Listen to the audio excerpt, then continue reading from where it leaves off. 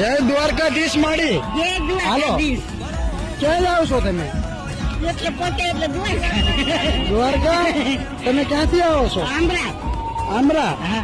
કયા જિલ્લામાં આવે? જામનગર જિલ્લા. જામનગર માંથી. હા. તો તમને વિશ્વાસ છે તમે દ્વારકા પહોંચી જશો હાલે? એટલે પોતે એટલે મારા સાંભળ્યાની મરજી છે એટલે પોતે.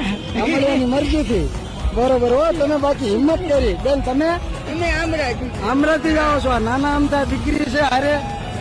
દીકરી તારે વિશ્વાસ છે દ્વારકાધીશ ઉપર બેટા? પહોંચી જશો જલ્દી? બોલો જય દ્વારકાધીશ. જો ભાઈ ભક્તોને કેટલો વિશ્વાસ છે.